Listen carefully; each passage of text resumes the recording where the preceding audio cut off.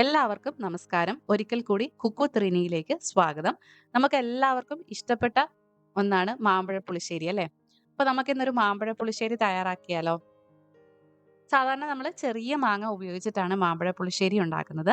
ഞങ്ങളുടെയൊക്കെ നാട്ടിൽ ഇതിന് നാട്ടുമാങ്ങ എന്ന് പറയും. വേറെ എന്തെങ്കിലും പേര് ഈ മാങ്ങായ്ക്ക് ഉണ്ടോന്ന് എനിക്ക് അറിയില്ല. നിങ്ങൾക്ക് വേറെ ഏതെങ്കിലും പേര് ഇതിനറിയാമെങ്കിൽ ഒന്ന് കമന്റ് ചെയ്യണേ. അപ്പൊ ഞാനിവിടെ 4 നാട്ടുമാങ്ങ തൊലിയൊക്കെ കളഞ്ഞെടുത്തിട്ടുണ്ട്. കൈകൊണ്ടൊന്ന് ഞെരടിയതിന് ശേഷം ഇതൊരു ചട്ടിയിലേക്ക് ഇട്ട് കൊടുക്കാം. എന്നിട്ട് നെകക്കെ വെള്ളം ഒഴിച്ചു കൊടുക്കാം. ഇതിലേക്ക് 1/2 ടീസ്പൂൺ മഞ്ഞൾപ്പൊടിയും 1/4 ടീസ്പൂൺ മുളക് പൊടിയും ആവശ്യത്തിനുള്ള പച്ചമുളകും കൂടെ ചേർത്ത് കൊടുക്കാം. ഞാനിവിടെ 3 പച്ചമുളക് എടുത്തിരുന്നു. എന്നിട്ട് കൂടി കറിക്ക് ഒരല്പം എരിവ് മുന്നോട്ട് നിൽക്കുന്നുണ്ടായിരുന്നു. അതുകൊണ്ട് നിങ്ങൾ എടുക്കുമ്പോൾ ഒരു പച്ചമുളക് ധാരാളം മതിയാവും.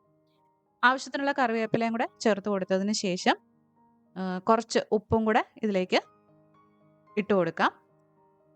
എന്നിട്ട് ഈ വെള്ളമൊക്കെ ഒന്ന് തിളച്ച് വരും തീ കുറച്ച് വെച്ചിട്ട് നമുക്ക് മൂടി വെച്ച് ഈ മാങ്ങ നന്നായിട്ട് വേവിച്ചെടുക്കാം. ഏകദേശം ഒരു 10 മിനിറ്റോളം എടുക്കും ഈ മാങ്ങ ഒന്ന് വെന്ത് കിട്ടാനായിട്ട്. ആ സമയത്ത് നമുക്ക് ഇതിലേക്ക് ചേർക്കാനുള്ള അരപ്പ് തയ്യാറാക്കിയെടുക്കാം. ഞാനിവിടെ ഒരു 3/4 കപ്പോളം തേങ്ങ എടുത്തിട്ടുണ്ട്.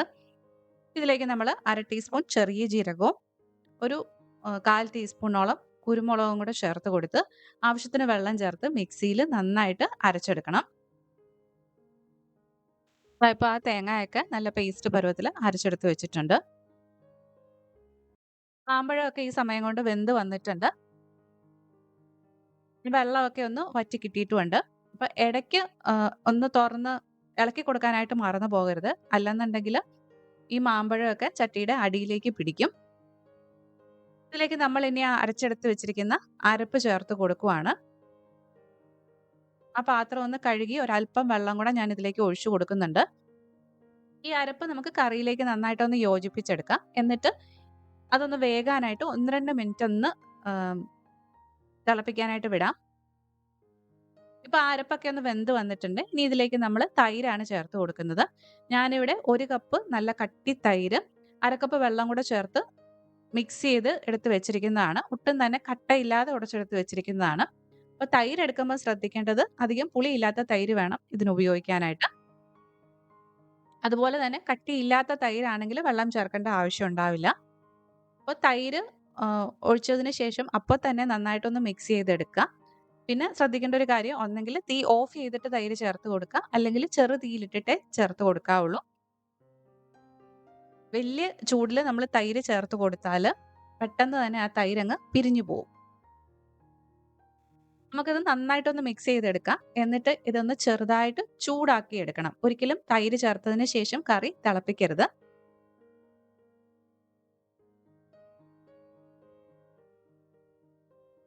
ഈ സമയത്ത് കറിയുടെ ടേസ്റ്റ് നോക്കിയിട്ട് വേണമെങ്കിൽ കൂടുതൽ ഉപ്പ് ചേർത്ത് കൊടുക്കാം. അതുപോലെ തന്നെ മധുരം കുറവാണെന്ന് തോന്നുവാണെങ്കിൽ കുറച്ച് പഞ്ചസാര ചേർത്ത് കൊടുക്കാം. അപ്പം ഞാനിവിടെ ഒരു 1/2 ടീസ്പൂണോളം പഞ്ചസാര കൂടി ഇതിലേക്ക് ചേർത്തിട്ടുണ്ട്. എന്നിട്ട് വീണ്ടും നന്നായിട്ടൊന്ന് മിക്സ് ചെയ്ത് കൊടുക്കുക. അതിനുശേഷം നമുക്ക് തീ ഓഫ് ചെയ്യാം. ഇനി നമുക്ക് കറിയിലേക്ക് കടുക് താളിച്ചൊഴിക്കണം. അപ്പം ഞാൻ അതിന് വേണ്ടിയിട്ടൊരു ചട്ടി അടുപ്പിലേക്ക് വെച്ചിട്ടുണ്ട്. അതിലേക്ക് ആവശ്യത്തിനുള്ള വെളിച്ചെണ്ണ ഒഴിച്ചു കൊടുക്കുക. എണ്ണ ചൂടായി വരുമ്പോഴത്തേക്കും ഇതിലേക്ക് നമുക്ക് 1 ടീസ്പൂണോളം കടുകും കൂടെ ഇട്ട് കൊടുത്ത് ഒന്ന് പൊട്ടിച്ചെടുക്കാം. ഇനി നമുക്ക് ഇതിലേക്ക് 1/2 ടീസ്പൂൺ ഉലുവ ചേർത്ത് കൊടുക്കാം. ഉലുവ അല്ലെങ്കിൽ ഉലുവാപ്പൊടി ചേർത്ത് കൊടുത്താലും മതി. 2 വറ്റൽമുളകും കൂടെ ഇതിലേക്ക് ചേർത്ത് കൊടുത്തിട്ടുണ്ട്. ഇനി കുറച്ച് കറിവേപ്പിലയും കൂടെ ചേർത്ത് കൊടുത്തിട്ട് തീ ഓഫ് ചെയ്യാം. അതിനുശേഷം ഒരു നുള്ള് മുളക് പൊടി നമ്മുടെ കറിക്കൊരു കളർ കിട്ടാൻ വേണ്ടിയിട്ട് മാത്രം ഒരു നുള്ള് മുളക് പൊടിയും കൂടെ ഇതിലേക്ക് ഇട്ട് കൊടുത്തിട്ട് നമുക്ക് ഇപ്പോൾ തന്നെ ഇത് കറിയുടെ മുകളിലേക്ക് ഒഴിച്ചു കൊടുക്കാം. അങ്ങനെ നമ്മുടെ ടേസ്റ്റി ആയിട്ടുള്ള മാമ്പഴ പുളിശ്ശേരി ഇവിടെ റെഡി ആയിട്ടുണ്ട്. എല്ലാവരും ട്രൈ ചെയ്ത് നോക്കുക. മാമ്പഴമൊക്കെ ഇപ്പോൾ ഇഷ്ടം പോലെ കിട്ടാനുണ്ട്. ഇനി നിങ്ങൾക്ക് നാട്ടുമാങ്ങ തന്നെ കിട്ടിയില്ലെങ്കിൽ ബാക്കിയുള്ള മാമ്പഴം ഉപയോഗിച്ചിട്ടും ഇത് ചെയ്യാവുന്നതാണ്. പക്ഷെ ആ നാട്ടുമാങ്ങ വെച്ച് ചെയ്യുന്നതിന്റെ ടേസ്റ്റ് കിട്ടില്ല. അപ്പോൾ എല്ലാവരും ട്രൈ ചെയ്ത് നോക്കിയിട്ട് ഫീഡ്ബാക്സ് ഒക്കെ അറിയിക്കുക.